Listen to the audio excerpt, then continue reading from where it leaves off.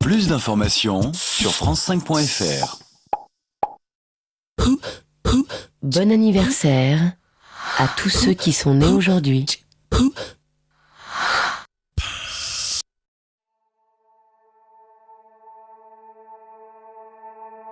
Du haut de ses 4 championnats de France, de ses 6 Coupes de France et d'un trophée des champions, le Lille Olympique Sporting Club est aujourd'hui considéré comme l'un des plus grands clubs de l'Hexagone. Pourtant, le club nordiste n'a vu le jour qu'en 1944, une date assez tardive comparée à d'autres institutions historiques. En comparaison, les Girondins de Bordeaux furent créés en 1881 et l'Olympique de Marseille en 1899.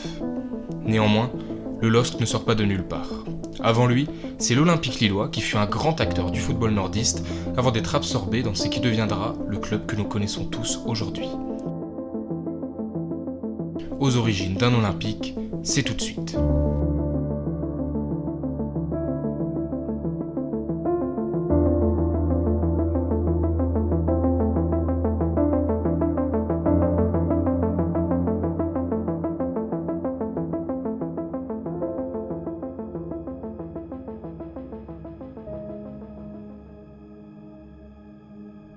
La création du LOSC, c'est avant tout une histoire de fusion et de divorce à répétition. Tout commence à la fin du 19e siècle. Créé le 10 octobre 1898 par André Nicodème, le club de l'Iris va devenir la toute première équipe de football lilloise, arborant alors, pour la petite histoire, un maillot sang et or. C'est ce club qui ira conquérir les premiers trophées de la ville en remportant en 1898 et 1899 les 2 premières éditions du championnat du Nord USFSA. Fondée en 1887, l'Union des sociétés françaises de sport athlétique, dit USFSA, est à l'origine du premier championnat de France de football. À l'époque amateur, il est disputé annuellement entre 1894 et 1914, puis stoppé par la Grande Guerre, avant de se clore en 1919. Réservée au départ aux clubs parisiens, elle s'ouvrira aux clubs provinciaux en 1899. Le titre se dispute dès lors en fin de saison entre chaque champion régional. Et pour cette première édition nationale, on retrouve ainsi l'Iris Club Lillois, Le Havre et le Club Français.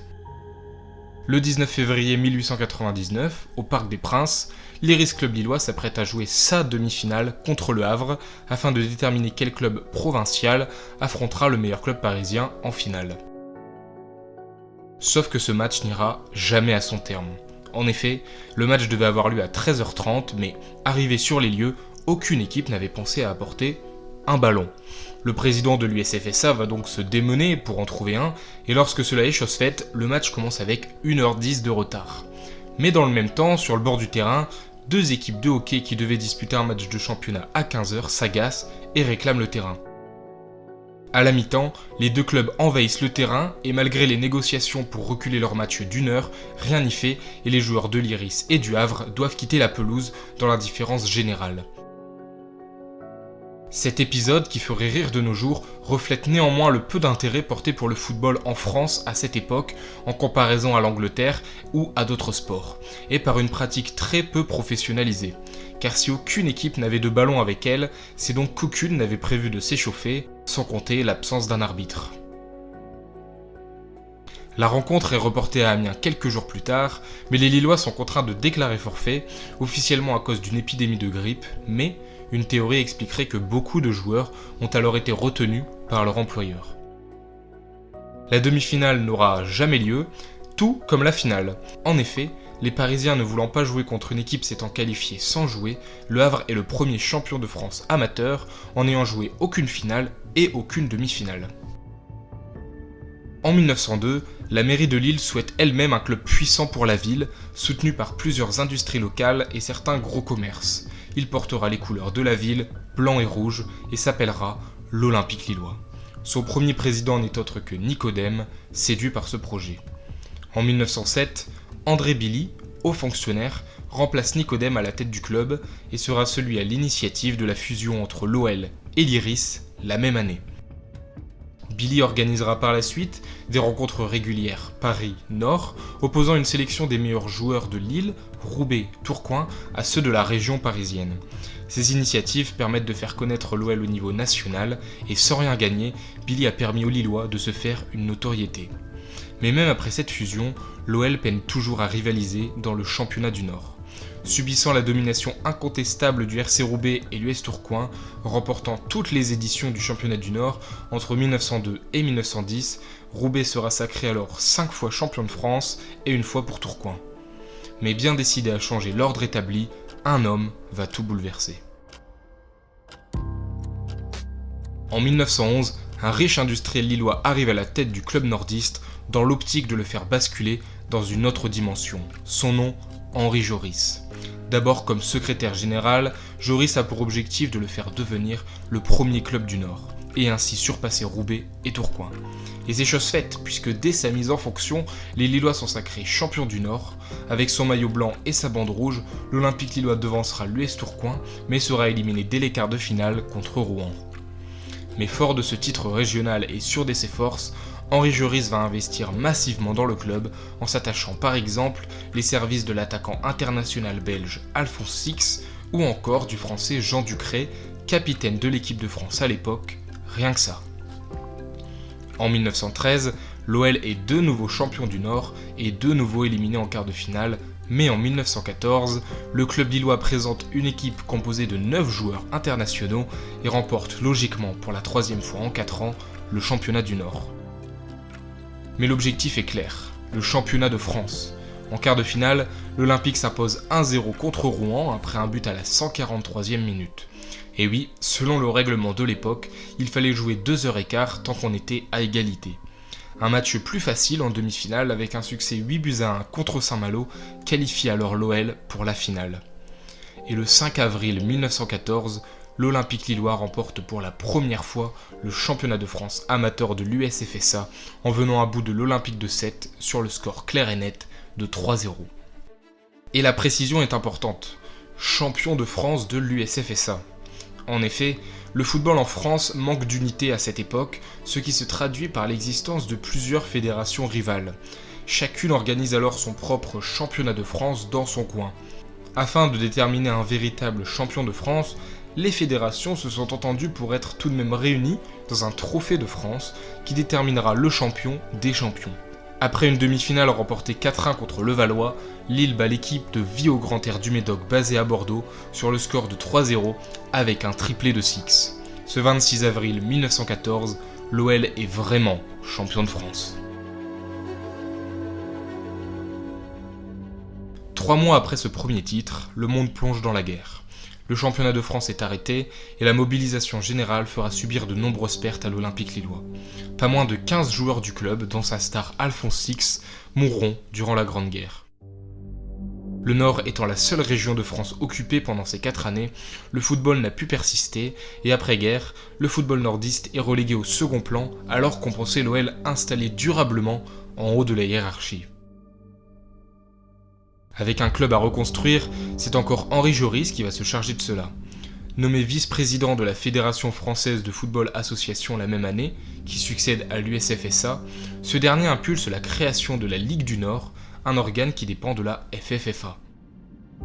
À partir de ce moment, le championnat de France n'existe plus. Seuls les championnats des ligues régionales subsistent et le seul titre national existant devient la Coupe de France. Créant la DH Nord, Henri Joris réunit les meilleures équipes de la région dont l'OL. Cependant, l'OL peine en Coupe de France n'atteignant que 2 fois les quarts de finale sur les 5 premières éditions. C'est à cette époque que l'OL va se faire un surnom en plus qu'un nom, les Dogs. Ce surnom apparaît dans la presse fin 1919, publié par un journal parisien qu'il avait utilisé à la base de manière péjorative, rapportant que les Lillois se battent comme des dogs. Mais ce qui aurait pu être vu comme une insulte va plaire aux Lillois qui vont s'approprier le stigmate d'une équipe agressive avec du mordant et une envie à toute épreuve. De nouveaux champions du Nord en 1921 et 1922, les performances des Lillois interrogent. Certains journalistes et adversaires en viennent à soupçonner le club de rémunérer leurs joueurs, ce qui est alors interdit puisque les joueurs ne sont pas professionnels. Et les soupçons sont justifiés puisque ce que l'on appelle l'amateurisme marron est bel et bien d'actualité au sein du club. Et c'est en 1924, à la suite d'un différend entre Joris et le trésorier du club, que le scandale éclate. Ce dernier incite le président de l'OL à révéler dans la presse les comptes.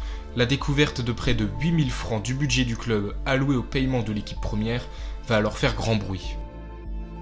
À la suite de ce scandale, le club va prendre plusieurs années pour se reconstruire et il faudra attendre 1929 pour revoir l'OL champion du Nord, avant un dernier sacre en 1931.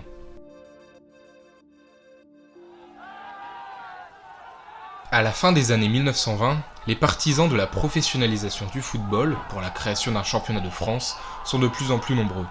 En juillet 1930, le Conseil national de la FFFA finit par approuver la mise en place du premier championnat de France professionnel qui se tiendra 2 ans plus tard, en 1932. Mais en tant que président de la Ligue du Nord, Henri Joris s'y oppose farouchement.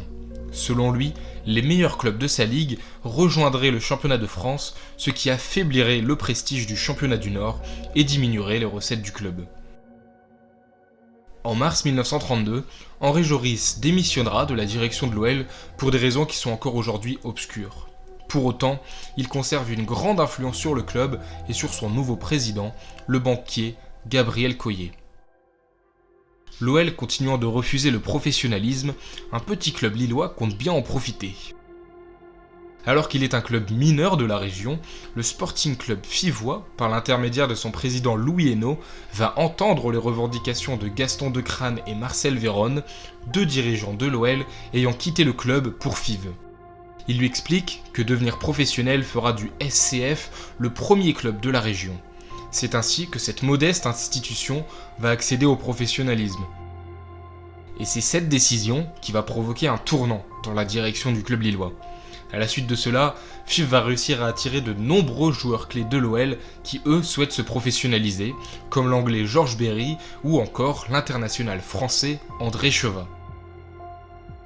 Devant cette fuite d'effectifs et la crainte de voir ses supporters rallier le SC Fives, l'OL revient sur sa décision et demande son adhésion 1 semaine plus tard au premier championnat de France professionnel à la FFFA. Bien que cette demande ait été effectuée hors délai, la Fédé ne veut pas se priver d'un club du prestige de l'Olympique lillois et va accepter. La ville de Lille verra donc 2 de ses clubs participer à la saison 1932-1933. Pour cette première édition, le championnat de France est organisé en 2 groupes de 10 clubs qui s'affrontent sur des phases aller-retour. À la fin de ces 18 matchs, le premier de ces 2 groupes se qualifie pour la finale du championnat de France sur terrain neutre en un match sec. Le premier match de l'Olympique lillois sera un Olympico contre Marseille, à Lille, mais qui se soldera par une défaite 2-1. On pense alors que la saison sera dure pour les nordistes, mais il n'en sera rien. À la fin de la saison, les Lillois se classent premiers de leur groupe en ayant engrangé 14 victoires et ne s'étant inclinés que 4 fois. Emmené par son milieu offensif Georges Winkelmans, l'OL décroche son ticket pour la finale qui se tiendra le 14 mai 1933 au stade olympique de Colombes où 16 000 personnes sont venues assister à cette rencontre face à l'AS Cannes. D'ailleurs, le club du Sud n'aurait jamais dû participer à cette finale puisqu'ils finiront la saison à la 2e place du classement, derrière l'Olympique d'Antibes.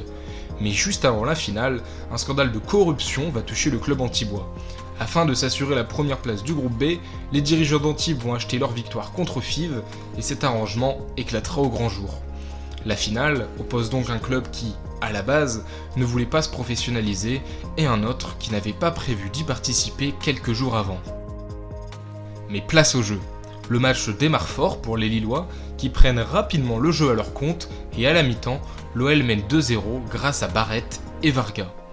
Au retour des vestiaires, Cannes réduit le score avant que Winkelmans redonne 2 buts d'avance aux nordistes. Mais en l'espace de 3 minutes, à la 78e et à la 82e minute, les Cannois rattrapent leur retard et alors que le score est de 3 partout et qu'il ne reste que 5 minutes à jouer, Winkelmans, encore lui, délivre tout un peuple et offre à l'Olympique lillois le premier titre de champion de France professionnel de l'histoire. Ce titre restera à tout jamais gravé dans l'histoire de la région. Le premier championnat de France professionnel et nordiste. Cerise sur le gâteau, la finale de Coupe de France opposera le RC Roubaix et l'Excelsior Roubaix, remporté par ce dernier. En 1933, les 2 trophées nationaux sont nordistes. Et il faudra attendre 1946 pour voir la Coupe de France et le championnat revenir en terre nordiste. Mais tout ça, ce sera pour un prochain épisode.